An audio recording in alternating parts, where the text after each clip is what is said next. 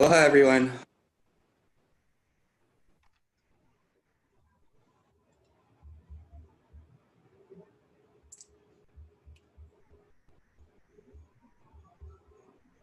Oops.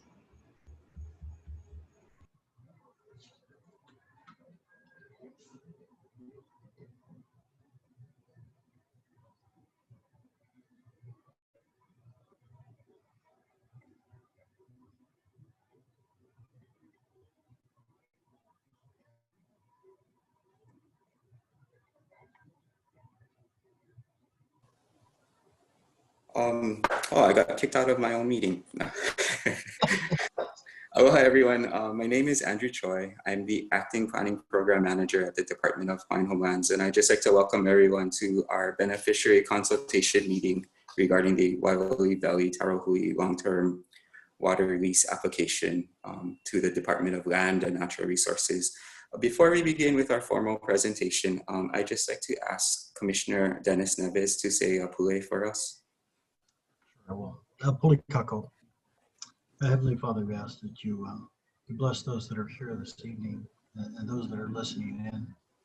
We ask you to watch over them and ask that their presentation be clear and meaningful to those. I know that the Commission has already heard the presentation and we are very impressed.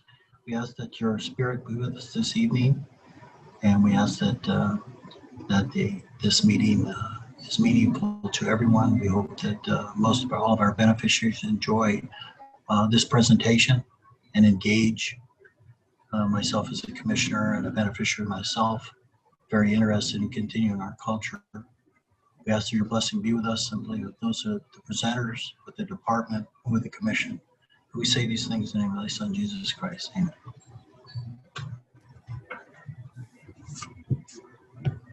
Mahalo, Commissioner Neves. I'd just like to take this real quick time to introduce other members from the Department of Hawaiian Homelands. Nancy McPherson, who is the Kaua'i planner at the department and also the liaison to community associations on the island of Kaua'i.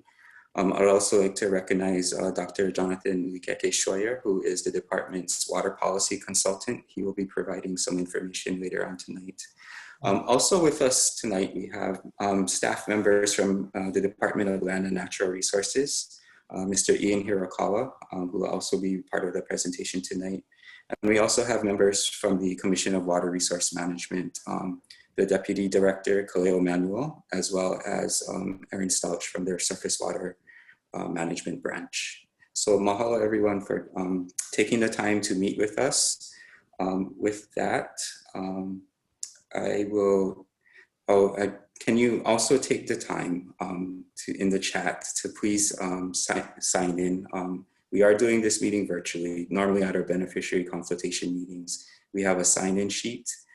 So if you can please enter your name, your preferred name, where you are zooming in from, whether or not you are a Department of Hawaiian Homelands beneficiary, and also you can just share why you decided to join us this evening.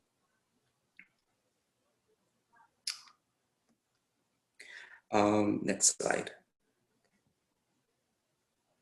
I think Kapua was going to introduce her team. Yes, also with us tonight, we have Professor Kapua Sproat and her students from the University of Hawaii Law School Kahuliao program. So we'll let her introduce her team. Aloha mai kako, and mahalo for the great privilege of being here with everyone this evening. I'm Kapua Sproat, and I'm so happy to be zooming in from Kalihiwai this evening. Like many of you, I wear lots of different hats in our community, and tonight I'm here in my capacity as a professor of law, the director of Kahuliao Center for Excellence in Native Hawaiian Law, and the director of the Environmental Law Clinic, both at the University of Hawaii at Manoa's Richardson School of Law.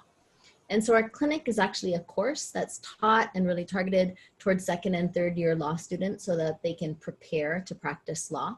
And so we represent community groups free of charge and provide direct legal services so that the students can get experience, and so that our community members, especially those in rural neighbor island communities, can have access to legal services. And this semester, we're honored to Kako'ola Waiʻoli Valley Tarahui We're doing legal and factual research and preparing the palapala needed for them to apply for a long-term water lease from Wai'oli Stream. And so on the Zoom with us tonight, we have a whole host of folks. We have some students, Kelly Lyman and Lee Stevens Nahiva, who will be helping with a short presentation, beginning to introduce the hui. We also have a whole team of folks prepared to try and make this Zoom as fun and exciting as possible. And so our post-JD fellows, Mahina Tutur and Ui Tanigawa alum, as well as several of our clinicians, Gloria Palma, Joe Udell, and Sabrina Gramberg. So mahalo again. Oh, and I also will just mention there are several Kalo farmers who are here this evening, including Uncle Shorty and Joanne Kaona, as well as Sierra Boroharada and Chris Kobayashi. So mahalo for allowing all of us to be here. Awesome. Kapua, you want to do Zoom best practices before Andrew does the agenda? Sure, I can do Zoom best practices anytime.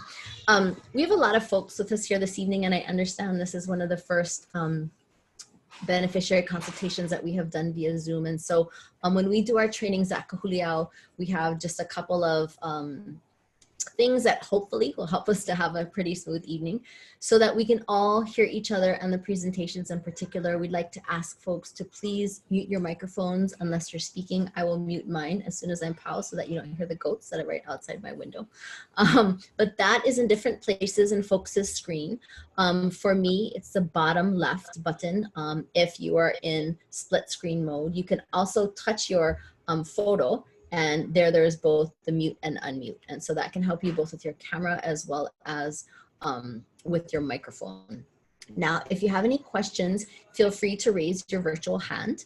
And you can do that in the participants tab, which if you look towards the bottom of your Zoom screen, that's usually, for me, it's the fourth button from the left. And if you click on participants, for me, that pops up and then I'm able to select, raise hand. And you can also, so that would be the best way to get to that.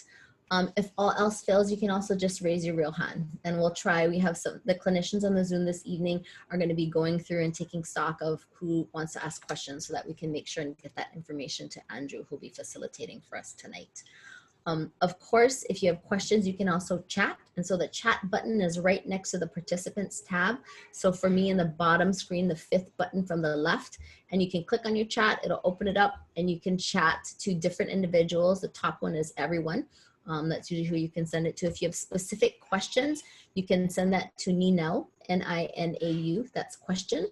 And Gloria will be processing those, entering it into a Google Doc so that we can make sure and keep track of the questions and that we don't get lost. Sometimes if people want to kako'o what's being said or that sort of thing, it can get lost. So we'll try to keep track of that. If you have any technical issues, you can call Mahina, and that's 808-782-3337, and she can help you sort through any kind of technical issues that you might have. If you're having problems with your audio, you can't hear us, or you're trying to speak and your mic's not working, whatever, we'll do our best to try and make sure that this can work for everyone.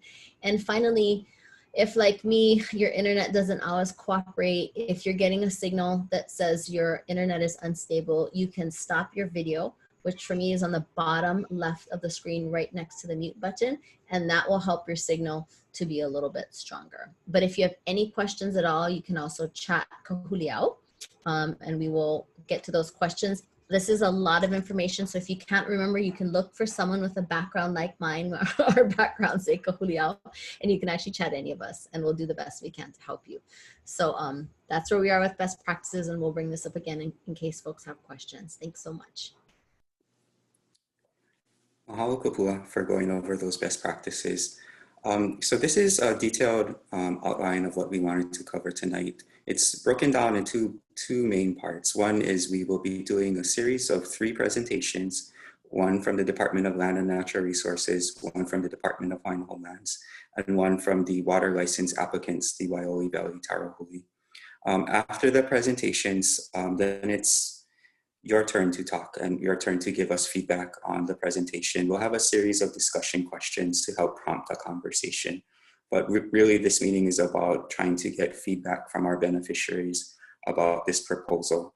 And before we do that, we just want to better lay the context of why we are having this meeting and why it's necessary. Okay.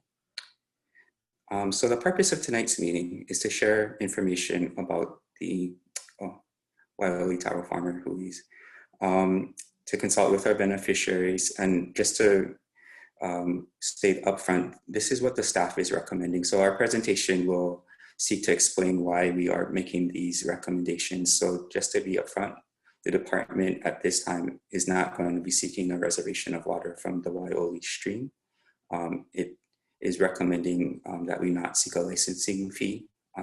But in lieu of a licensing fee, we are requiring the applicant to provide educational opportunities to DHHL beneficiaries with regards to wetland Kalo farming. Next slide. So for those of you who are not familiar where the Wai'oli stream is and where the Ahupua'a of Wai'oli is, it is the yellow circled area. So this is kind of where the farmers are seeking a water license from the Department of Land and Natural Resources. In the teal color, these are the closest Hawaiian homelands in Moloa'a and Anahola. So it's about 25 miles between Wai'oli and the nearest Hawaiian homelands. Next slide. So just a reminder, while we are doing this virtually, like any other beneficiary consultation meeting, the consultation period does not end at the close of the meeting. In fact, we have a 30-day comment period after the meeting. Should you think of other mana'o that comes to your mind after tonight, or if you want to share the opportunity with another beneficiary who was not able to attend tonight's meeting, they are able to comment for 30 days. Also, I just wanted to point out, we will be posting the video of tonight's meeting to our website. So for those beneficiaries that couldn't attend tonight that are interested in submitting a comment, they can watch the video and also provide us with their comments. We'll be taking comments up until December 10th. So with that, I'd like to pass it on to Mr. Ian Hirokawa of the Department of Land and Natural Resources Land Division. And he will be going over the DLNR water leasing process. Oh, thank you, everyone. My name is Ian Hirokawa. I'm with the Department of Land and Natural Resources. First off, I'd like to thank DHHL for inviting me to present, and Kapua and her team for putting this all together, and also inviting me to present, and also to the members of the public, whether you're a beneficiary or not, who gave up your evening to come and listen and find out what's going on. So I appreciate you all being here. What I want to do is kind of go over the water leasing process that's in the statute. It's a Hawaii Revised Statute, Section 17158. But before that, I just kind of wanted to give a little bit of background to hopefully provide context to everybody on why the reasons for this and why we're doing this basically.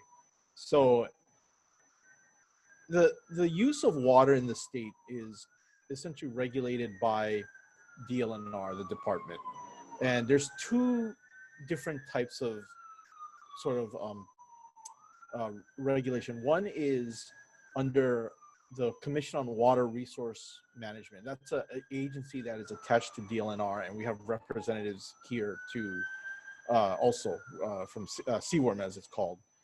CWRM is responsible for regulating the use of water from what we would call a sustainable resource management perspective. So it'd be like making sure that any use of water is environmentally responsible and ultimately sustainable, does not harm the water resource. DLNR as and ultimately the Board of Land and Natural Resources, which manages the department, manages water from what we would call, and I use this term kind of loosely, the proprietary aspect of it. So basically, if you would like a lease or license of water rights from the state, we would be the one disposing it to a party through, but also, like I said, the right to use it, not so much in a regulatory concept, but more of a, like I say, lack of a better word, proprietary aspect. And I say that because water is a public trust resource. It's not really owned by anybody, but the board, the department through the board sort of regulates that, that function. Just to give a quick analogy, it would be as though if, you know, you wanted to open a business and construct improvements on a site, you need to get your permits from your county planning, which is kind of like the regulatory authority to do it. And you'd also need the use of the land. So like a ground lease from a landlord. So that's kind of the best kind of metaphor I can provide to the two roles that the department and CWARM play. We're concerned about a lot of our concerns in the water disposition process from both, I think, from CWARM as well as DLNR is we want dispositions to be responsible in a sense to promote, you know, sustainable resource management and fulfill our public trust obligations. We're also looking at, you know, in other cases, not so much maybe this one, but for more what we would call commercial uses, a fair return to the state for the use of water. And that sort of ties in why DHHL is involved in the process as well, because as part of the water leasing process, which we'll go into further, DHHL gets is obligated to, you know, for to get two sort of two benefits. One is 30% of the revenues from all water license or the water lease rents, and the second would be a reservation from in the lease or license for the use of water to support its future needs. So that's why DHHL is involved, and that's why we're here tonight, is ultimately to help determine that reservation by consulting the beneficiaries. Okay, so from there we'll go ahead and go through the process. We start out by a request for a water lease, which came through, you know, from the Hui. And once that occurs, we inform DHHL of the request to bring them in, and from there we go through different requirements. I have them as a kind of a a sequential sort of layout, but you can work on the various requirements kind of together. So it's not necessarily sequential, but so we do the beneficiary consultation that leads to the water rights reservation. Other requirements that the applicant has to fulfill is environmental review pursuant to Chapter 343 HR Hawaii Revised Statute. So what that is basically an environmental assessment or environmental impact statement, or an exemption sought, you know, by the applicant. You know, if for larger projects, for example, East Maui, they're doing a full environmental impact statement. We've had hydro projects like on the Big Island that have done just an environmental assessment with finding of no significant impact. So there's, you know, it depends really on what the project is. Another requirement of the statute is to develop a watershed management plan or lease covenant, which the lessee will ultimately have to help implement as well. And ultimately, you need to get approval of from the Board of Land and Natural Resources for public auction of a water lease. So essentially, the way the statute is set up, the board cannot just award a water lease in most circumstances. There's some limited one, but in most circumstances, especially when it's what we call a consumptive use of water, the board is required to conduct a public auction for the lease. Now that's just the way the statute is set up. Unfortunately, there's no way around that right now. But so that's what we would seek approval for. Parts of things that are not necessarily required as formally required in the statute, but what has to be done in order to get that approval. What we need to do is, one, determine the value of the water that serves as what's called as the upset rent, which is basically the opening bid in a public auction. So you somehow have to value the water resource being used, and that's, I think, one of the most complex and challenging issues we face. You know, water has been historically, it's a public trust resources. There's no inherent market value to it, but we have to determine it in a way that, you know, like I said, provides for a fair return to the state. So that's one thing that we have to determine. In this case, because it's a surface water, use of surface water, as part of the process, CWRM also needs to determine what's known as the interim in-stream flow standards. So the IIFS, what that is not, it basically determines how much water must remain in the source or the stream in order to ensure, you know, a healthy, you know, wildlife habitat, downstream, you know, protected downstream uses and so on. So that's something that CWRM determines. And what it is, again, it's how much water must be left in the stream. It doesn't necessarily determine what the water can be leased for. So that's a different thing that the board will determine. So what it is CWRM says, okay, the IFS leaves so much water in the stream. Anything in excess theoretically could be used for off-stream uses, and that's what the board determines in a water lease. So after the approval by the board of the public auction, there's a notice for the public auction, a public notice. Now, in this case, and in most other public auctions, in this case, the use of the water is specified. So it's not like this group will be competing with a more commercial use for, let's say, development or bottling or what, anything, you know, other more intensive ag. Like, you know, what's likely going to happen is what will be recommended to the board is that the lease for this particular lease will be strictly for taro cultivation. You know, so it's not like they'll be competing against more economically lucrative uses, but there's still a potential for, if there's another taro grower, let's say, you know, that's qualified, it could be competition. Well, the next step is a qualification of bidders. So it's not like it's the public auction is just open to anybody. As part of the public notice, interested bidders have to submit their qualifications to show that they're qualified to engage in the activity and use the water. So, you know, that's a sort of a way to, for lack of a better term, maybe weed out those that aren't necessarily legitimate, you know, potential bidders. So what happens is we go through a qualification process, and once all the qualified bidders are determined, there's the public auction and the lease execution. So those are the steps. I know it's a pretty complex process, and you know, this is a kind of a unique situation given the Hui's a very unique potential lessee or applicant. So this one, I'll admit right off the bat, doesn't fit really well as it does in a situation like an EMI, for example, or larger agricultural or other commercial use. So anyway, that's the process in a nutshell, and open to any questions that people may have.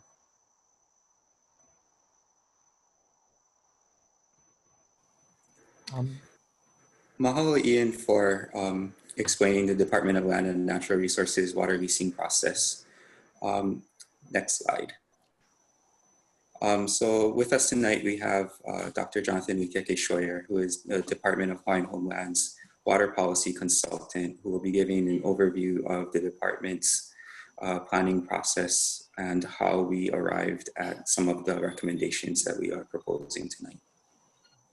Mahalo, Andrew. Aloha, everyone. On the one hand, I really appreciate that during this time of COVID that at the end of a long day, the last thing you might want to do is get on another screen and hang out with people.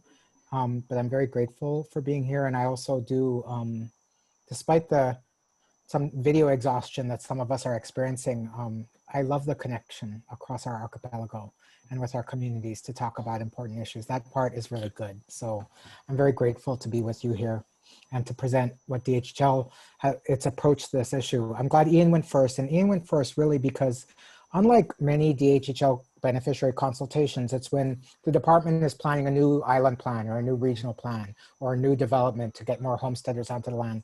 And this one is really different.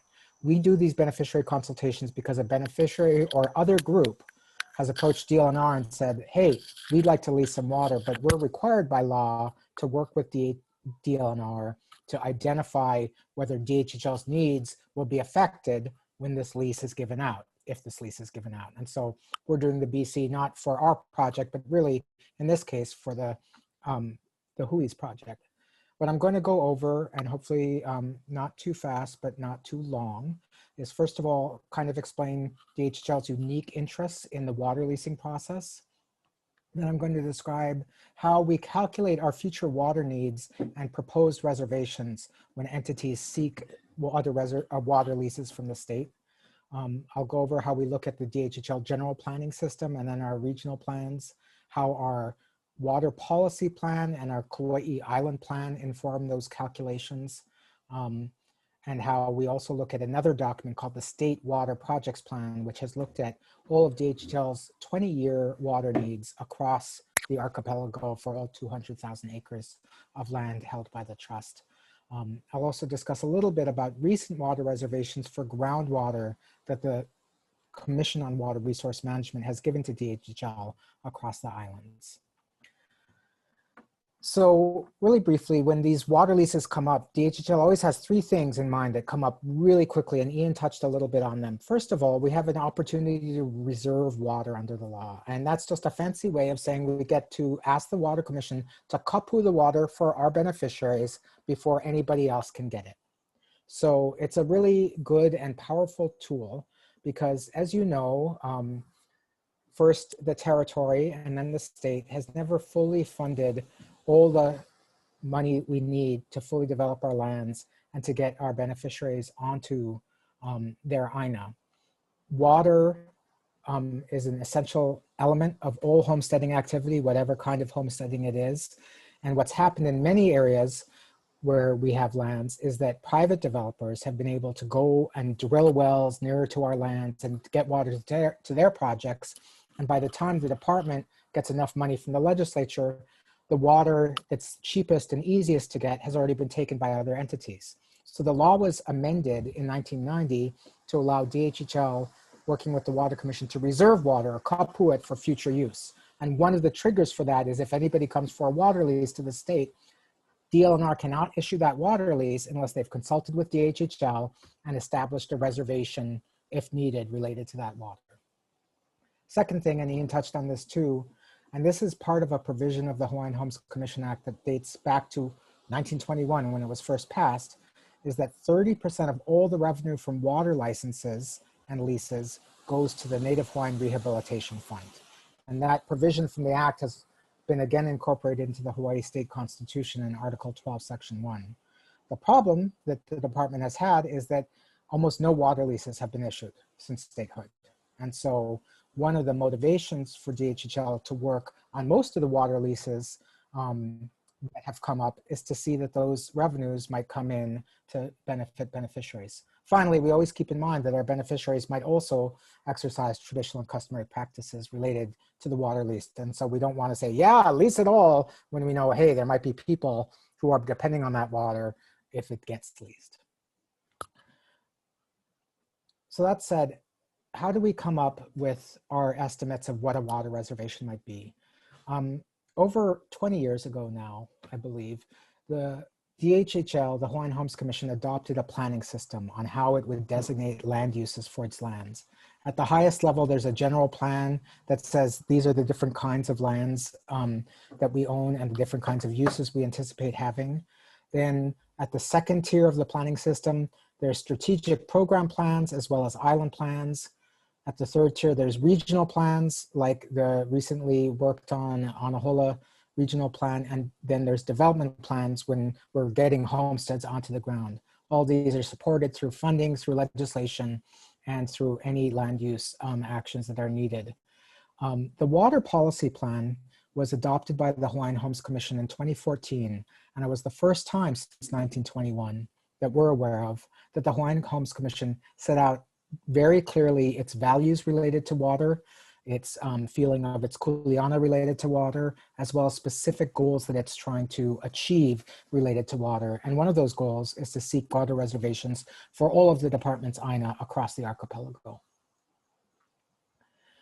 So with that charge to try and develop reservations, one thing we do is we look at each of the island plans. On Kaua'i, there's over 20,000 acres of land different lands have different water demands. And we have in those plans a 20-year projection of what those future land use plans might be. Obviously, it's depending on funding. So if you don't get funding, the 20 years might roll out farther into the future. But those are the plans that the Hawaiian Homes Commission has said, this particular tract of land will be used for this purpose or these purposes. And each of those have a water demand associated with it. On Kaua'i, as you probably know, DHHL stewards and holds in trust land at Moloa'a, Anahola, Kapa'a, Wailua, Hanapepe, and the largest tract of land at Waimea, as well as some aina at Kekaha. The Anahola Regional Plan was adopted in 2010. The priority project in the Anahola Regional Plan was actually to manage surface water resources better, including considering reopening the old surface irrigation system that was used when the Anahola lands were in sugar cultivation. Recently, and Andrew Choi was deeply involved in this, and Andrew and Nancy might be able to answer questions about it.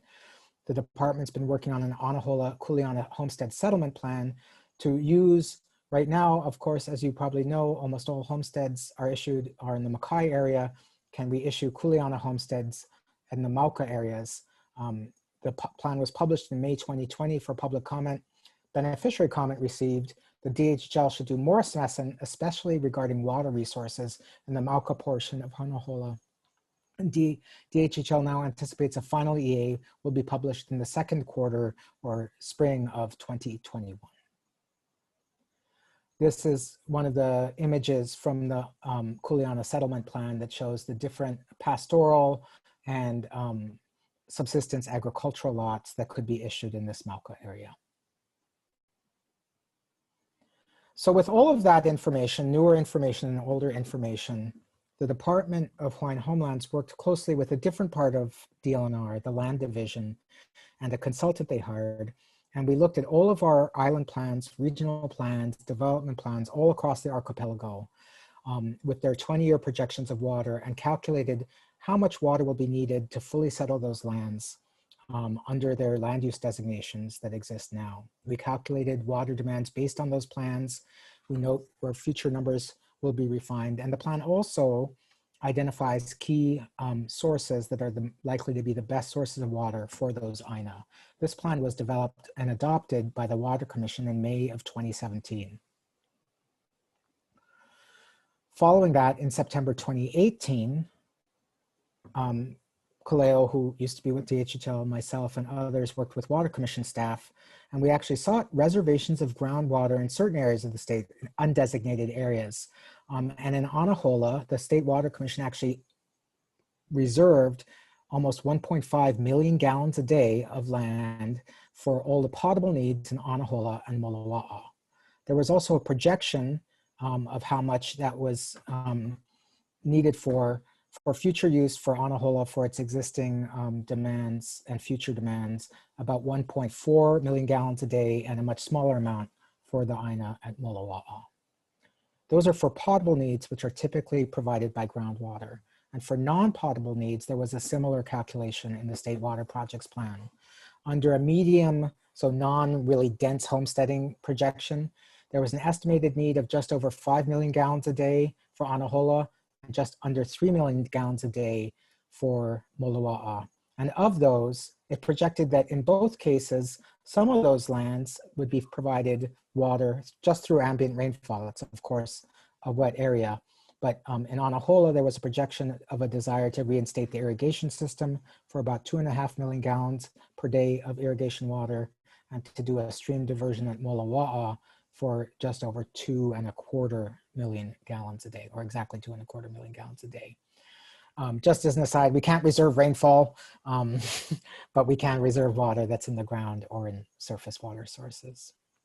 So based on starting at the general plan level and then looking at our water policy plan and the State Water Projects Plan and all of our proposed land uses that the Hawaiian Homes Commission has adopted, we come up with these numbers. And that shows that we have a need for at least the foreseeable future of about 1.5 million gallons a day of potable groundwater. And that has actually already been reserved by the Water Commission. And we have another need for just under 5 million gallons a day of non-potable water, surface water, most likely, that would come from surface water sources in Moloa'a and Anahola, for a total of just about 6.3 million gallons a day. But the recommendation, because of this, and because of the great distance as well as a significant elevation gain, when we heard of the Waioli Taro farmers' requirement that they get a water lease to continue their work in Waioli, our recommendation was to not seek a reservation of water from surface water in Waioli, but rather go forward when we get to surface water reservations and to seek surface water reservations from Anahola and Moloa'a instead. So that's how we came with our recommendation to for the reservation amount. And for the second recommendation, that we don't seek water license revenue, as well as that we instead seek benefits, educational benefits to our homesteaders through educational work by the Hui. That decision came about in part from the presentation that was given to us by Kahuliao on behalf of the Kalo farmers, which is what's going to happen next. And Kelly Lyman's going to share the presentation that she has to share what the plans are of the Waioli Valley Kalo Hui. I'm going to stop screen sharing so that they can start screen sharing.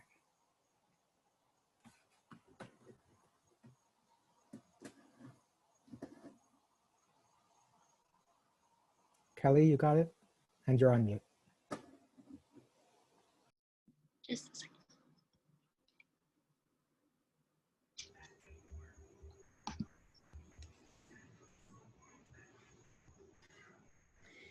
Aloha ho, I'm Kapua Spurt again, and I just wanted to take this time to again thank everyone for being here, to remind you that we're here just in our capacity as environmental law clinicians and on behalf of the Hui. And before I turn things over to Kelly, I just wanted to also mahalo the Office of Hawaiian Affairs in particular, because OHA does provide a small grant to Kahuliao that helps to support our post-JD fellows who then support our clinicians. So mahalo to everyone for your hard work in getting us this far, especially all of the staff at DHHL, at DLNR, Aaron and Kalo at the Water Commission will be at you folks next, but mahalo. And so without further ado, I just want to turn things over to Kelly so that she can start with the introduction of the farmers. Mahalo Kapua. Aloha mai kako.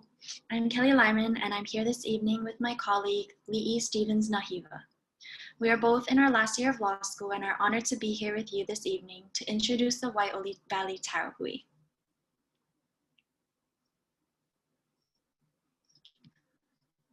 To orient you folks to Waioli Valley, it is a breathtaking ahupua'a on Kaua'i's North Shore after Hanalei and before Waipa'a. For many Kaua'i residents, or even Malahini, you could drive right through Waioli and think you're in Hanalei. In fact, Hanalei School is in the Waioli ahupua'a.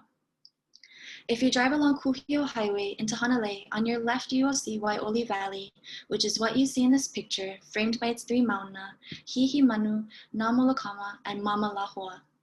The Makai reach of the ahupua'a boundary begins around the area of Tahiti Nui and the shops in the old Hanalei School building, and ends at Waioli Stream or the bridge. Waioli means joyous waters and is the legendary birthplace of rainbows. It is also where our story begins, with Anahola Hawaiian homesteader and Waioli Kalo farmer, Uncle Shori Kauna, who is Zooming with us this evening. And now some information about the Waioli Valley Taro Hui, who I'm here to help introduce. The Waioli Valley Taro Hui, or the Hui, is a Hawaii nonprofit with a 501c3 tax-exempt status, but really it is a group of small family farmers who formally organized after the devastating floods of 2018 ravaged Kaua'i. These floods completely altered the course of Waioli Stream and caused severe damage to the Hui's Manawai, Po'owai, and Auwai, the key parts of the farmers' water delivery system for the Lo'ikalo. Although these ohana have stewarded these resources for generations, some for more than a century, they never formally organized until flood recovery efforts determined that their mano was on state conservation land, and they were faced with a maze of permitting and other requirements that our clinic has been helping them to navigate over the last 2 years. These farmers protect the natural and cultural resources that enable Native Hawaiian traditional and customary practices, maintain habitat for endangered water birds, and engage the greater Kaua'i community through educational outreach programs and initiatives focused on kalo farming and communities-based stewardship of water resources.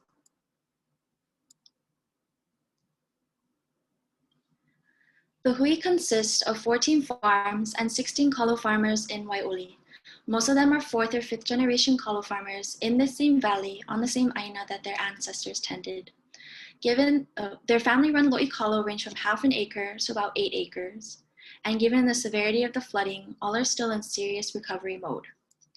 Only 3 farmers are full-time, while the rest are either retired or have other full-time employment and farm on the side.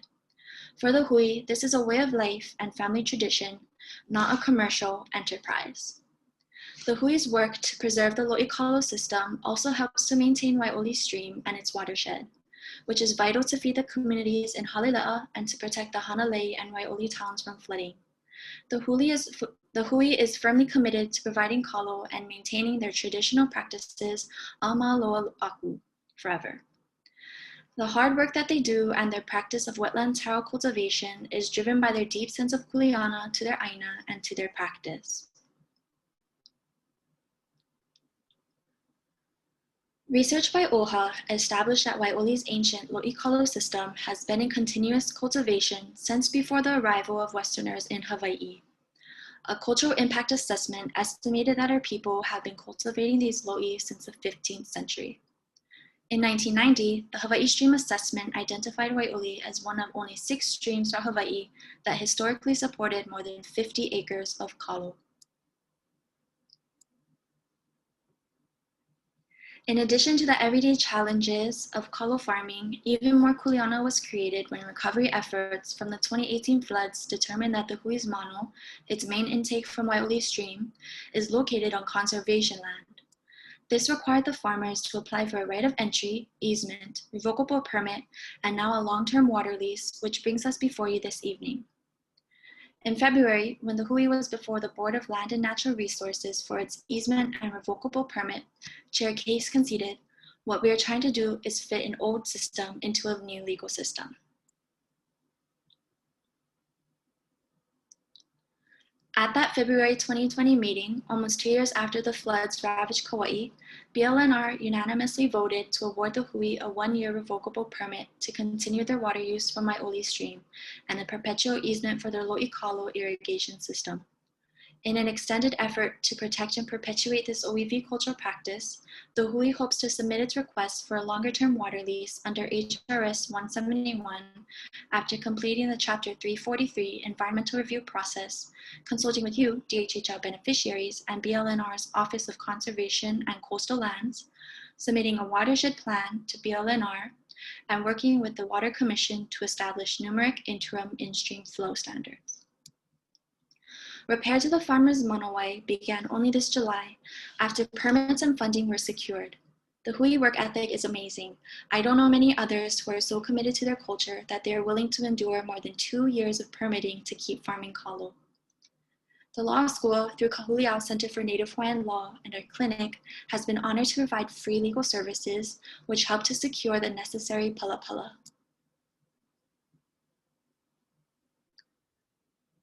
A long-term lease will provide the legal approval for the continued diversion of water from Wai'oli Stream through the traditional lo'i kalo irrigation system, ensuring the farmers have more reliable access to the water resources intrinsically tied to indigenous cultivation practices that have been documented as a part of the history and environment of this area for at least 500 years.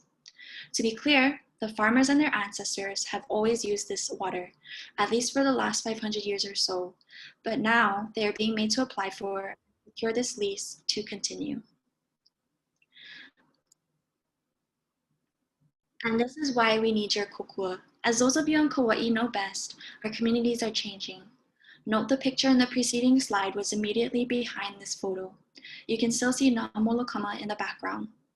As you probably know, both Wai'oli and Hanalei are undergoing rampant development, as you see here. And this is similar to what our Anahola community is facing. As well as Moloa'a. This is why it is so vital that we preserve our way of life so that the hui can continue to perpetuate their practice and continue to maintain our natural resources before it too is lost. Having longer-term access to water will also ensure that the farmers can continue to grow kalo and produce poi, which many on Kaua'i enjoy and depend on. And for the final portion of our PowerPoint, more details on consultation with DHHL beneficiaries as the condition of the water lease. As you all know, DHHL is entitled to 30% of the state receipts from water licenses, which shall be used for the rehabilitation of Native Hawaiians, Native Hawaiian families, and Hawaiian homestead communities, which shall include the educational, economic, political, social, and cultural processes by which the general welfare and conditions of Native Hawaiians are thereby improved and perpetuated. Again, the nearest DHHL homesteads are to the east in Moloa'a and Anahola, where many of you and some of our farmers live now. In Anahola, residents receive their water from groundwater that is fed by the Makaleha and Kalalea mountains and are completely distinct from Wai'oli Valley's water. Wai'oli stream comes from the Na'amolokama mountains, which are independent of any mountain ranges that feed any Hawaiian homestead lands on Kaua'i. In addition to the considerable physical distance, a 150 to 550 foot difference in elevation between Hanalei and Anahola is significant enough to make any transfer of water infeasible for the department, and the DHHL planning staff does not recommend a reservation for this reason. We just could not get the water to you. Importantly, of the 16 Wai'oli farmers, 2 are current Hawaiian homesteaders in Anahola. 1 is a beneficiary and 1 is a designee for an Anahola homestead. For the Kauna family, kalo farming defines their ohana and is a practice that spans 4 generations. At age 85, Uncle Shorty, the eldest Kauna family member shown here, is 100% Native Hawaiian and an Anahola homesteader. He continues to farm full-time on his ohana's kuleana land, where he learned to grow kalo at around the age of 6. For this family and many others in the hui, the kuleana to pass down knowledge and care for their lo'i kalo traditional irrigation system and related watershed is important for the ohana and generations yet to come. The pilina, or relationships amongst not only the individual hui farmers, but also the greater Kaua'i Hawaiian homelands community, transcends ahupua'a and binds us to one another, just like the vai used to make the pounded taro vali, or smooth while making poi. Given these unique circumstances, including that this traditional use has continued since time immemorial, and DHHL's purpose of rehabilitating and improving the general welfare and conditions of our lahui, the hui hopes to seek a long-term water lease at a nominal or gratis rate. Given the hui's work, DLNR granted its easement and revocable permit gratis, which means at no charge. The hui is excited to partner with DHHL beneficiaries to offer educational and other rehabilitative opportunities at the Wai'oli Lo'i Kalo homesteaders Malama. Doing so would help to improve the general welfare and conditions of Native Hawaiians on homestead land and in Wai'oli, exactly as Prince Kuhio envisioned almost a century ago. Here we see Uncle Shorty and his daughter Joanne, who is also a farmer and the designee for his Anahola homestead. She is one of 4 farmers in their 20s and 30s, while the rest are in their 60s to 80s. Both Uncle Shorty and his daughter Jo are on our Zoom this evening, and you'll hear from them in just a minute. We also have a few other homesteaders and beneficiaries who are joining us this evening.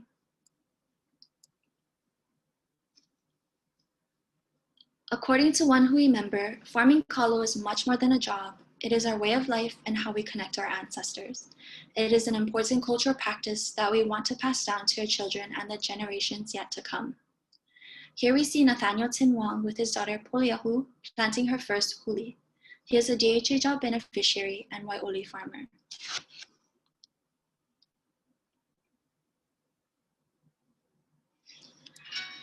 Finally, I would like to share a mele written by Ui Tanigawa Lam, a Kahuliao post-JD fellow who was also in the spring 2019 clinic that helped the hui begin this process.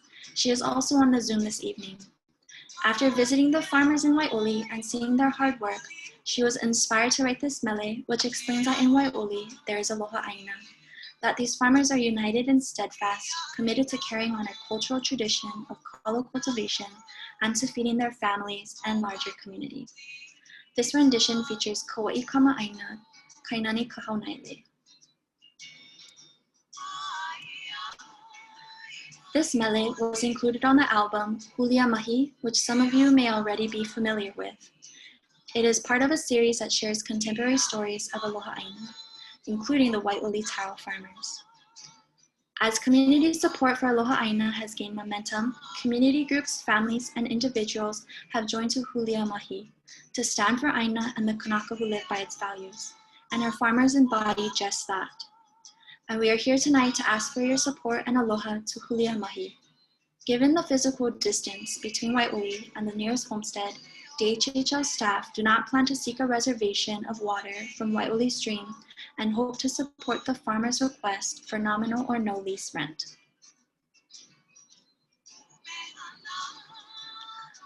Mahalo nui for your time and aloha this evening. Now several of our farmers would like to share their mana'o. We'll start with Uncle Shorty and Joe, and then Sierra, before this is open to more comments and consultation. Mahalo.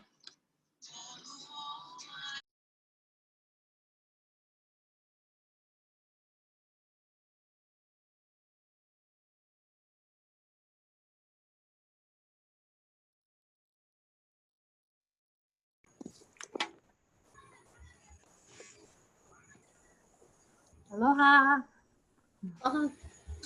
Aloha, I'm Joanne Kaona, and this is my dad, Shorty Kaona, and he is going to go first for us. Go for it. Yeah. Aloha. My name is Clarence Eli Kaona, but everybody call me Shorty. I just made 85 this past Sunday, so I'm getting pretty old, still working in a tire patch.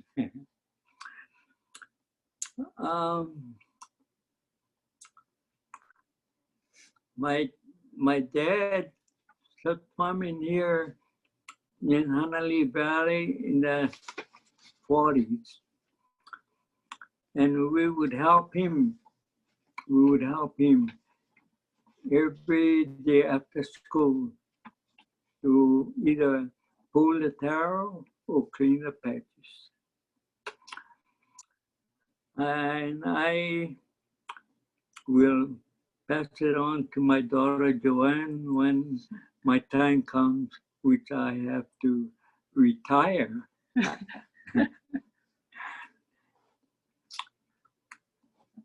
I would like to be able to continue our culture practice, such as restoring and maintaining the water system that feeds the valley and including all of the lows. I would like to continue farming so that our tradition and customary practice, knowledge, and lessons can be passed down to our further generation. The Hui has always shared one system so that we know how to use water respectively, because if we did not, our farming families would not survive. The devastating flood in 2018 ruined my equipment, and my tools were taken away, and also my patches were destroyed. I think 4 of them were destroyed by the flood. But I continue to practice and continue to plant again. Never give up. My dad said, don't give up.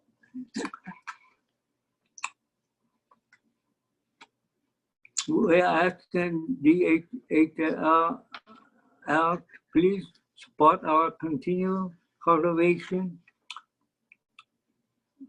or our Lo'i Kalo that we are grateful for the staff recommendation of no or low charge of our water.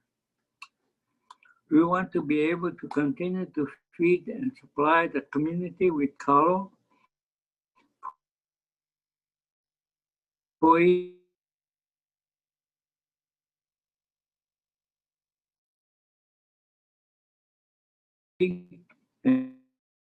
and we need water to do that. Commercially, in the use sense, micro cultivation is a way of life, cultural and traditional, and part of our identity. We need the support and mahalo. Thank you. Thank you. My dad got really nervous and got to read the paper, but it was that's all stuff he agrees to. So thank you for listening to that. And now I'll go. My name is Joanne Kaona, and I help my dad farm Kalo in Waioli Valley. And I am a designee. He currently lives on Hawaiian homes in Anahola, and I am the designee. I work full-time at Waipa'a Foundation.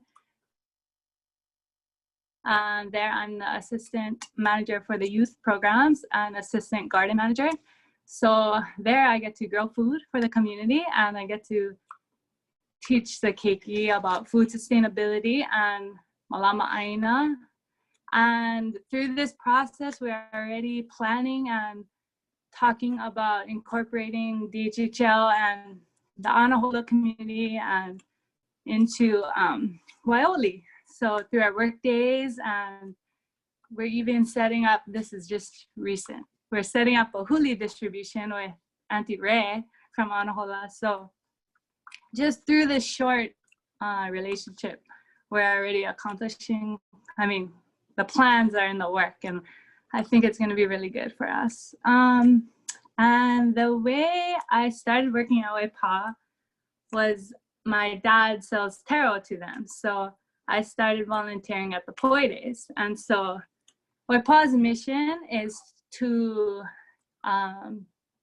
keep poi affordable and on the table for Hawaiians. So they distribute throughout the island poi at probably the lowest cost possible. And 70 to 90% of that kalo comes from Waioli Valley and Waioli taro farmers. And a lot of the people on our poi list are actually Anahola homesteaders. So that's another, we're all connected. And I think that supporting this lease will recognize the families and the farmers that have taken care of this water system and this area since forever. And supporting this lease will allow us to continue to feed our community and continue to grow kalo and continue this practice and this kuleana of kalo farming and be able to pass it down to future generations. So mahalo for listening and mahalo for your support.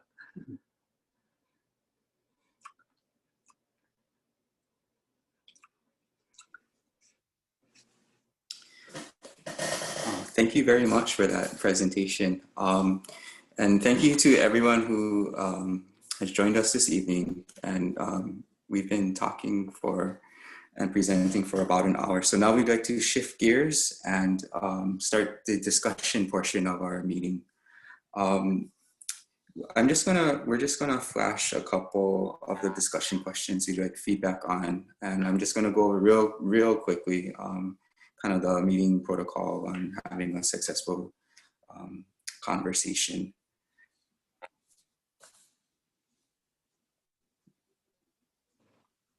So again, the purpose of tonight's meeting is to kind of share information about the Kalo farmers' water license request, and also consult with beneficiaries on the staff recommendations, as we've discussed previously.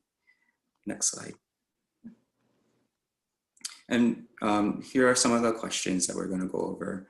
We're just going to flash them kind of just to whet your appetite real fast. So obviously we want feedback from beneficiaries on the staff recommendation. Next slide. And then for those that might be interested in educational opportunities provided by the Wai'oli farmers, we wanted to collect more information from beneficiaries about educational opportunities. Next slide. And then real fast, our meeting kuleana. In summary, just be respectful of other people, be respectful of different perspectives. There are two ways to kind of indicate that you want to talk or communicate. You can raise your hand, your virtual hand, or you can kind of wave your hand at the screen, and that'll let us know that you'd like to talk.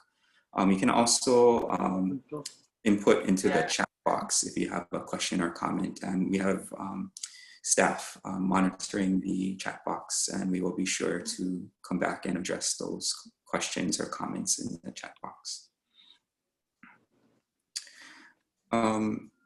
Before we actually get to the conversations, we did have a poll to kind of just warm up people's minds, and we're kind of going to use the poll as a starting point in the discussion, as a way to start off the discussion. So Mahina, if you can pop on the poll.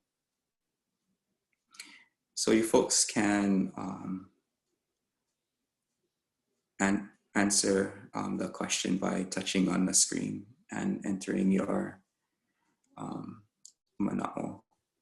Just a reminder, this is not going to be used as a final tally of beneficiary sentiment, but we're just kind of using it as a facilitation tool to check, kind of get a pulse of where everyone's at.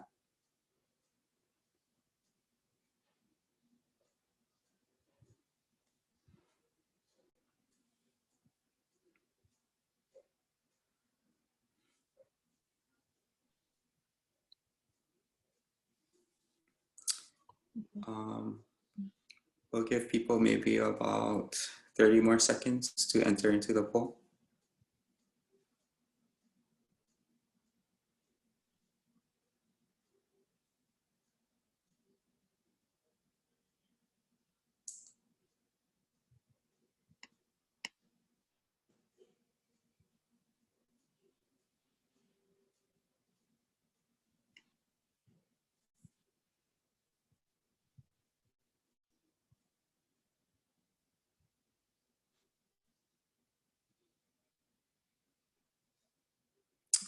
Okay, I think we can start to wrap up the poll question. Right. I will be sharing results. Okay.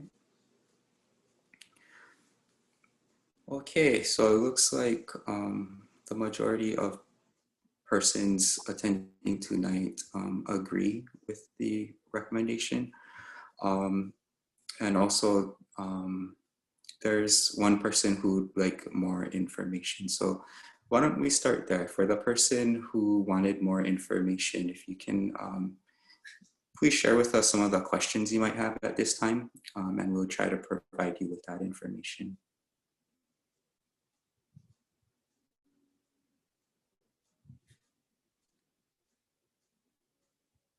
Sorry.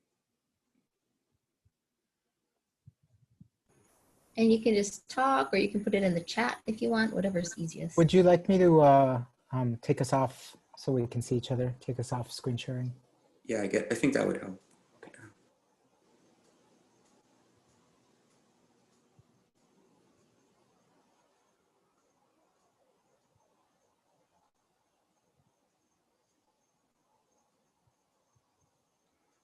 I'll say something just as folks are maybe figuring out how to raise their hands or thinking about what they might want to say. This is the 4th beneficiary consultation we've done around water leases. Our first one was on the Wailuku River for a proposed hydroelectric project at the low end of the Wailuku River Hilo by Hawaiian Electric Light Company. The second was with East Maui Irrigation Mahipono for their continued use of East Maui water. And the third was with a series of water leases in Kaua'i on Hawaii Island. And this is the first instance in which we're not recommending seeking any license revenue. We did seek and receive a reservation of water from the Wailuku River Hilo for our homesteads in that area. And we have recommended seeking almost 11 million gallons a day from the East Maui irrigation system for our lands at Keokea, Waiahuli, and Pu'unene on the East Maui irrigation system. That reservation request is going into the Water Commission. Okay, so I guess for whoever indicated that they needed more information, if you're too shy tonight, you can always write or contact us with a question if you wanted more information. It seemed like the majority of people kind of supported the staff recommendation. So I just want to hear back from those that did indicate why you supported and what are some of the reasons for your support.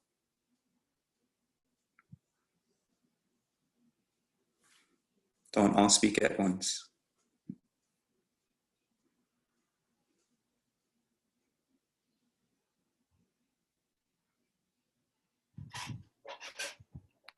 Aloha. Aloha. Aloha. I'll go. I'm Malia Nobriga Oliveira, and I'm connecting today from Hanapepe, Kaua'i, where I'm born and raised. I'm not a beneficiary, but I'm jumping in today. Like many of you, I have many hats as well, and also it's great to see so many friends on the call tonight. But tonight, I'm wearing the hat of the president of the Moku o Mano Kalanipo, which is the Kaua'i Council of the Association of Hawaiian Civic Clubs. And we represent 4 Hawaiian civic clubs here on the island of Kaua'i. And we're based in different moku here on Kaua'i. And just like DHHL, you know, our Hawaiian Civic Club movement was founded in 1918 by Prince Kuhio. And specifically for our Moku o Mano Kalanipo and the Kaua'i Council, we got organized in 1968. And so we've been continuing to grow since then. And so and many of our members of our Hawaiian Civic Clubs here on Kaua'i are beneficiaries that live in the different places from Anahola all the way to Kekaha, and of course here in Hanapepe as well.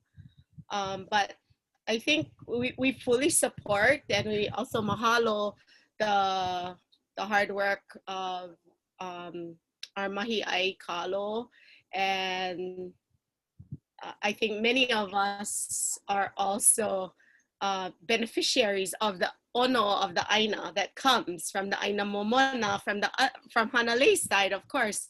For us here on the west side of Kaua'i, you know, we do have some lo'ikalo here in Hanapepe as well. However, it's not as plentiful as Hanalei and, you know, when and Waioli. And so we fully kako'o our farmers. We do also receive regular poi, and my specific ohana order is poi as well as kalopa'a that comes through Waipa and gets delivered all the way to Ele'ele Big Save in the parking lot where we all line up.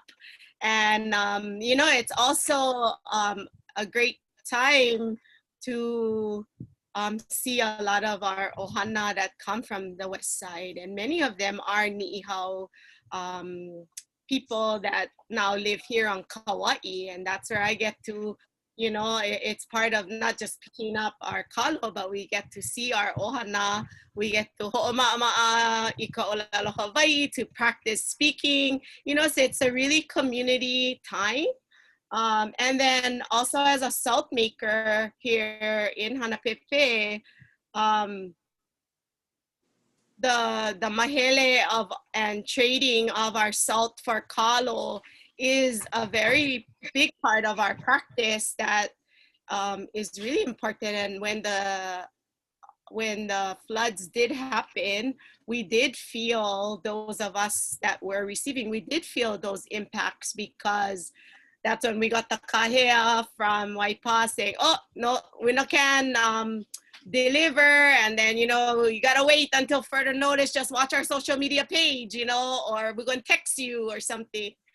And so we're like, oh no, so good thing we were, you know, putting things in the freezer. And then, you know, so we kind of started to come with that, not that momona mentality. We were like, oh, we gotta save some poi and I'm gonna put them in the freezer because what if no more?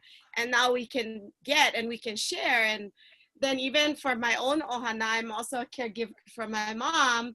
And, you know, mom's eating habits has gone from regular mea'ai to then pureed food, and now having to do like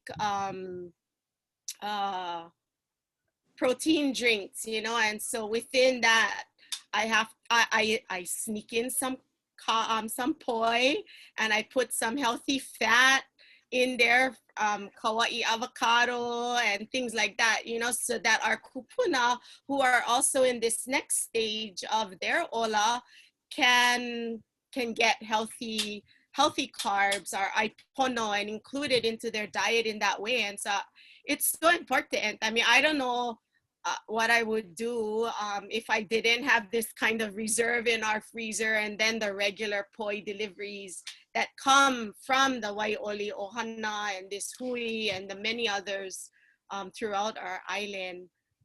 So yeah, I just wanted to share that on behalf of my own family, and as salt makers, and then also as the 4 Hawaiian civic clubs here on the island that also get to mahele to our friends and our ohana from Ni'ihau here on the island as well. So we fully kako'o the work that has been done here, and whatever way we can kako'o our farmers. So mahalo to Anakala Shorty and Joanne and others that shared, and I know many other farmers that are continuing this practice. So mahalo for letting me share. Mahalo for that, Robin. Good evening, everybody. I'm Zooming from Anahola. My name is Robin Bueneni Danner. I've been a homesteader in Anahola for since 1998. I've been a beneficiary my whole life. I am the elected Kaua'i Mokupuni leader for Kaua'i for the SHA, the Sovereign Council of Hawaiian Homestead Associations, which is 33 years old, a statewide or national organization. And then I was elected the statewide SHA chair of our governing council. That can be a good thing or a painful thing, but nevertheless, that's the situation. The SHA Mokupuni represents 5 different homestead associations organized here on the island of Kaua'i. The SHA itself has members, enrolled members from 42 different homestead areas around the state. 100% of our voting members are indeed HHCA beneficiaries, 100%. I am a member of the Anahola Hawaiian Homestead Association, which is just for Anahola. They were founded in 1981, something like that. I just wanted to say it's so wonderful to be, I miss everybody. I'm sure you guys do too. This has been a terrible year, but it's so wonderful to have seen all of those photos and just to feel closer to Honolulu, because I haven't been up north 6 or 7 months, Kapua, you know, to be outside. So I really got energized and peace from that. So I wanted to say, you know, it's pretty damn obvious that this is the use of water. That is exactly what water should be used for. I want to mahalo the 16 farmers, and specifically the 2 farmers of the 16 hui that are beneficiaries, for doing what you're doing 100 year after 100 year, not year after year, century after century. I want to thank you for that. I definitely, as a beneficiary, but also as the Shaw's Mokupuni leader and as the Shaw chair statewide, it's pretty easy to stand in support that our land trust doesn't need a reservation of water from this area. It's also, we should also stand in support of foregoing any water license revenue. I have no idea what the value of that would be, but it's pretty, we need to stand on each other's shoulders. And so I don't really give a damn what the water value would be if this were not taro farmers. In fact, I don't even want to know because I don't think this, what is going on in Waioli is, cannot be quantified in capitalist terms, should not be quantified in capitalist terms. So we shouldn't even open the door for that. So I support the gratis water license and perpetual. And I want to say I shouldn't be surprised, but I love the suggestion of Waioli of in lieu of that, so Hawaiian, in lieu of a water license fee that you're suggesting, and I accept gratefully, an education program for Hawaiian Homes Commission Act beneficiaries on the land, but also on the wait list. And so I just wanted to mahalo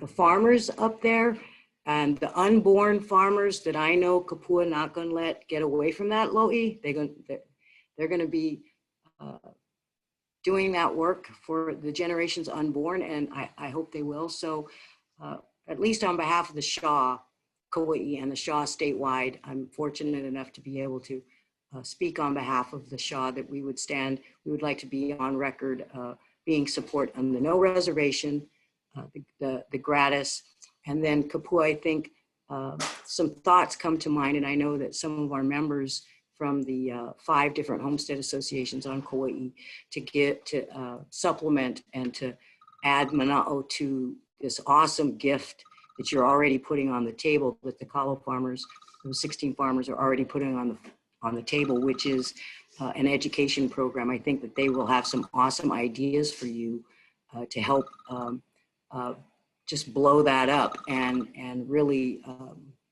benefit young and old. So mahalo this evening to everybody, and thanks for having us. Aloha. Mahalo, Robin. Are there any other comments about why you would support this? And I think I saw a hand from Kahak. Aloha kako. Aloha. My name is Kaylin Kalakoma. My father Ainsley is the lessee. We live in the DHHL farm lots in Anahola. We were awarded this INA back in the mid to late 80s, and prior to that we moved into the residential area back in the 1970s.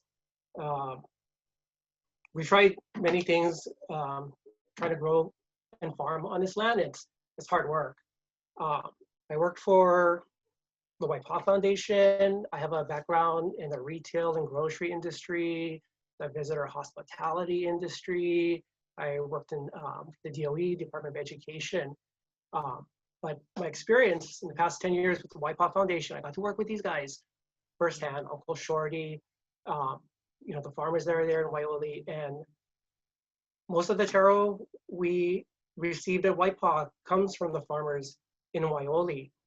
And you know, part of my kuleana out there at Waipa'a was working in Alo'i, like firsthand, for real, and it's not easy work. And, we have to support what our farmers do, every day to feed us, to keep nourishing us. And, we know farming is hard work, and you're not going to be a gazillionaire from growing taro. So, I'm supportive of what they're doing out there, and they should receive the water for free. We have the whole cost and the price of things, but the value of what they're doing is super maikai. Part of what I did too at Waipa'a was making the poi every Thursday, and for the first couple of years, actually delivered door to door to folks in Anahola and Kapa'a. We're talking like about 30, 40 people, and it took me a couple hours to do that. Sometimes I was the only person these kupuna would see for the day. So, I've had the privilege of being able to do that. Since then, it's, again, I'm looking at cost. Every Thursday, folks come to my hale in Anahola and they pick up their poi. It's in the carport, really high tech. They pick up their poi, they put the money in the Ziploc bag, put it in the empty mayonnaise jar, and there's a little bit of talk story there. So again, I'm super supportive of what they're doing, and please let them continue the work that they're doing. Mahalo. Mahalo, Kaylin. We had someone calling in, Malia, that wanted to talk.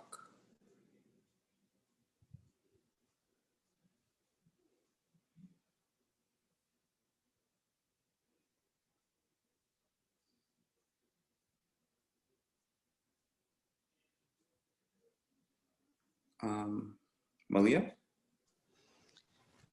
Do they need to do *6 or something to unmute, maybe? Aloha. Hi, I think I just unmuted myself. Aloha Okay. kako, my name. Aloha. Can you hear me? Aloha, my name is Malia Makanani. I am in support of Wai'oli Kalo farmers. I live in Anahola as a beneficiary, and I grew up here on Kaua'i and have a lot of connection to Halele'a Ohana, Wai'oli Kalo farmers, and Waipa'a. And I do a lot of volunteer work currently in Anahola with our Ulupono community garden, thanks to Auntie Ray Nam, which I think is a beautiful thing. And I also volunteer at Waipa'a, and currently I'm employed there. I hired on as a kumu with their educational programs.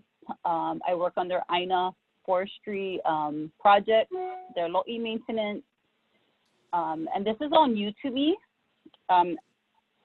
So for me, I think it's really important that we support our farmers, for one thing, because yes, we need water, but just the daily activities that it comes with, the connection between the water, the Aina, and the community, that we all work together. We all need these practices, and these are traditional practices that's super important to share.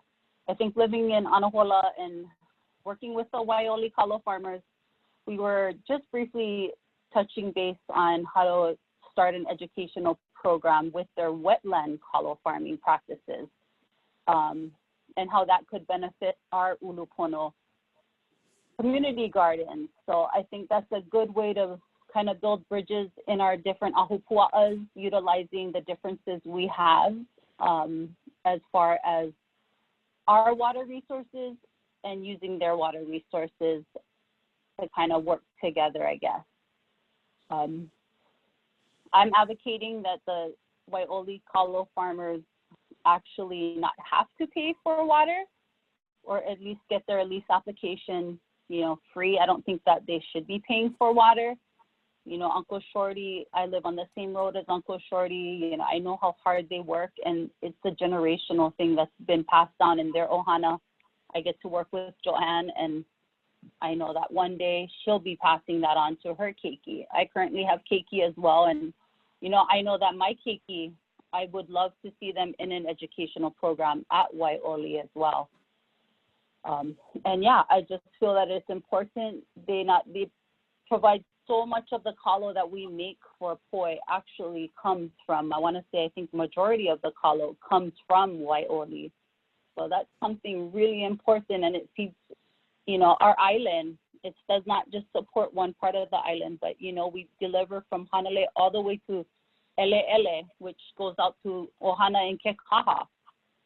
So as a whole community, I think this is really important, and that's one of the major reasons why I'm in full support of that, is so that my keiki can, one day be working in a lo'i, or at least, learning something different about how they farm their kalo, and knowing that the food that we provide and make at Waipa is coming from that specific ahupua'a, and how we're all connected. So yeah, e hola mua kako, e ola I ka wai. That's all I have to share. Mahalo for that. So I think there are two other people that want to talk, Ciara, Lynn, and then Ryan. So we'll go in that order. Ciara can go first, and then Ryan. Hi there, aloha, good evening. Thank you so much for having me and just to hear my story. So I just wanted to start off. My name is Ciara Lynn Stone. I am actually married to my husband, Pohaku Stone, who is a beneficiary, and we do currently live in Anahola homesteads on DHHL land. And so with that being said, going hand in hand with me being a self-employed farmer and just growing up in the lo'is through my grandfather and being a sixth generational, wahine farmer, it's very, very significant, and the awareness of how important it is to continue to provide and to do this, amazing lifestyle of perpetuating the Hawaiian culture and to provide for ourselves and the community. So with him, unfortunately, he's not home yet, but he's such in support of what we're doing, and, reflecting and touching upon the historical flooding that we endured in 2018, seeing firsthand, our systems and our awai and our mano and everything being, devastatedly damaged, and being able to go and do what we needed to do, and in turn, utilizing the proper procedures to go forward with, legalities and whatnot, but realizing the importance of the structure in our system, and, it's essential. VI is essential, and our kalo is just, it's everything, and it goes hand in hand. So the support that I have from my husband, as a beneficiary, and, working alongside me, now that my grandfather is no longer here, it means a lot. And he's so in support of this for the community and for the keiki, onward and the generations to come. And so the potential is there, and we just want to be able to support all of the community around us, near and far. Again, touching upon those on the west side, so much family, so much ohana, and it's amazing to have that, mahele between each other. And so that's something that we're just so proud to be a part of, and to practice and keep the sustainability strong. So I just wanted to say, with hopes that, everything goes according, and just appreciation to those that are in support of us as a hui, and as farmers and everything, whether we're in our 20s or to Uncle Shorty at 85, which is incredible. Like, just so grateful that you folks are here to hear our stories and our legacies, and that we just continue to just do what we love, and, we love what we do. And again, it just goes back to our ancestry, and just being able to literally fulfill and just practice the sustainability and the perpetuation of the Hawaiian culture. So I just wanted to share that with you folks, and thank you so much and for supporting us and hearing all of our stories. Again, thank you. Mahalo, Ciara. Ryan? Aloha kako, my name is Ryan Like, but people call me Kaipo. First, I would like to just share what I feel. I feel like this process and this and what the taro farmers have to do to get water, it kind of makes me sad, because it's just hard for them to grow kalo, and now they have to get all these permits and go through these leases. I just wish the process was a little bit easier for them. And so I would like to mahalo Kapua and your hui for helping the Kalo farmers. I am a beneficiary of the Hawaiian homesteads in Anahola, and I also work at the Waipa'a Foundation, helping to grow kalo. On Thursdays, I help to grind kalo into poi. I personally work with the fruits of the Wai'oli farmers' labor. I support the hui and their water lease application because they need the water to grow kalo. Working at Waipa'a has allowed me to see how important vai is to wetland kalo cultivation. Both are vital for our native Hawaiian communities and our culture. I support the hui's water lease application without charge for the water.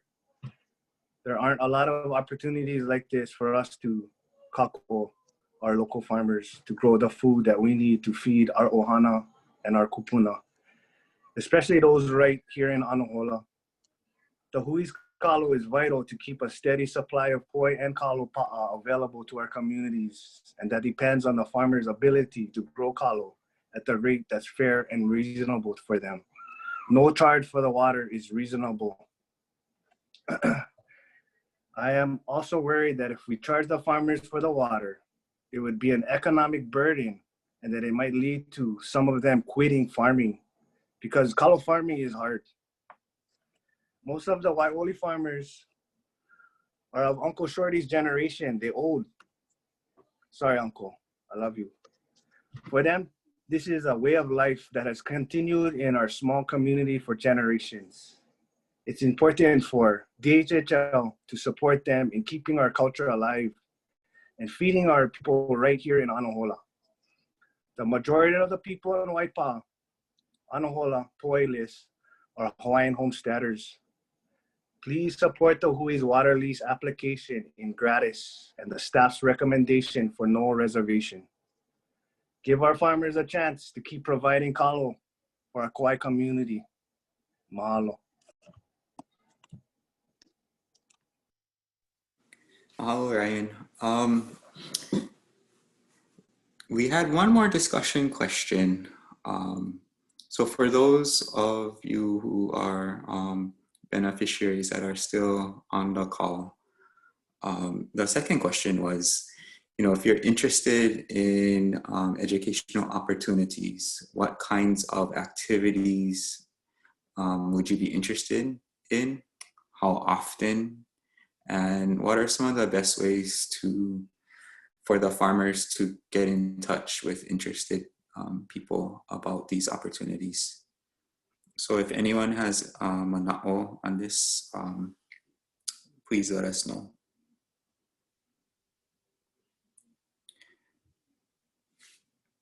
And I am going to try to see if anyone is raising their hand and then if others see someone else raising their hand, let me know.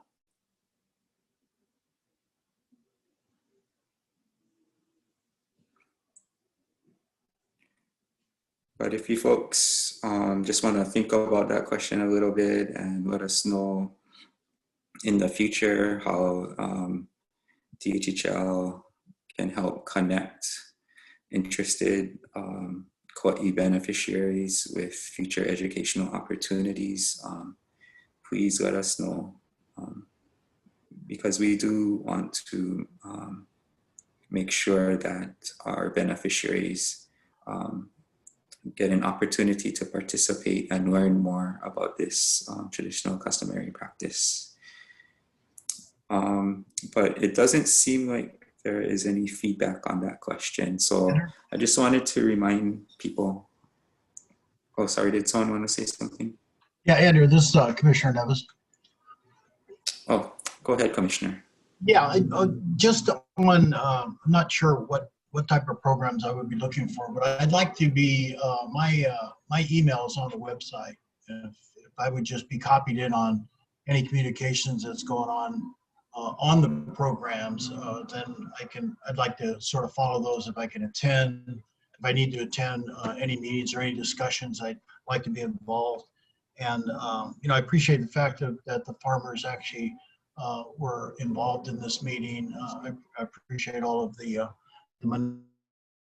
that was expressed. As a beneficiary, I agree. As a commissioner, I need to hold my vote until we get all the beneficiary consultation done. So I took one hat off and put on the other. But anyway, I do appreciate that. Any activities going on, if you keep me appraised through email or my phone number, it's all on the website. I would appreciate that. Thank you. Thank you, Commissioner. Yeah, we definitely want to keep the commission involved with the educational programs that come out of this opportunity. Yeah, so just, can you go back one slide, please? Just wanted to remind everyone, while there was about 30 people tonight, we did send out notice to all lessees on the island and all waitlist applicants who live on Kaua'i. So if you know of anyone that would be interested in sharing their mana'o on this, there is an opportunity for an additional 30 days to provide us with comments. And you can provide those comments to dhhl.planning@hawaii.gov. I do have a question that is in the chat. It was, how soon will the recording be made available? I'd like to probably guesstimate that it should be up on the DHHL website sometime in the middle of next week. So probably at the latest sometime next week. And let's see, what is the other question? Sorry.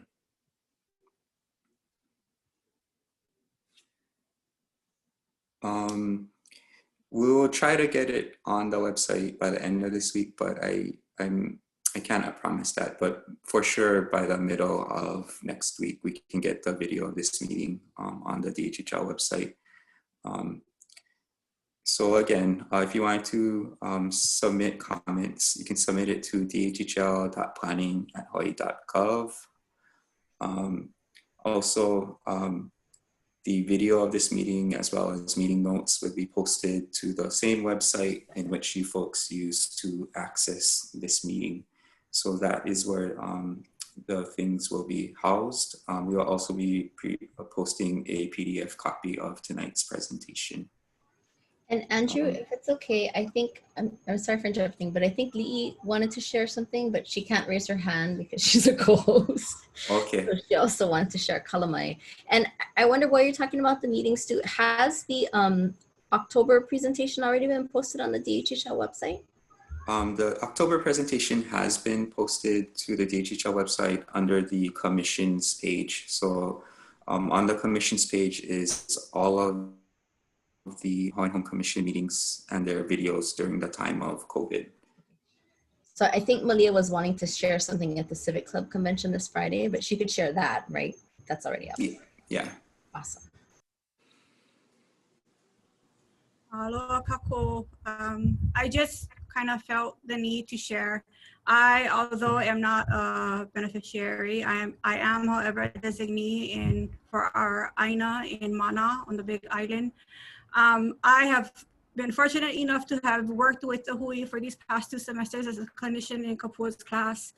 And I'm so at awe at the work that these people have done. I was fortunate enough to visit the AINA. I was fortunate enough to visit Wai'oli and meet a lot of these amazing farmers in February. Unfortunately, because of COVID, we were unable to make that trip this semester. But as I sit here in my hale in Kaimuki, I'm a Hilo girl, a country girl. But as I sit here in Kaimuki, sitting next to my window, I feel this makani breeze through. And I cannot help but think that this is, this is our kupuna telling us that this is something that we need to support. I'm palo kana'o I ka alohe na mana'o ka ko'opia ke ahiahi Malia, our colleague, na mana'o apau I ka ana ia mai. I just want to give my mahalo and share my aloha to everybody and just say that I'm so happy to see everybody's faces, even if it's over Zoom. Mahalo nui.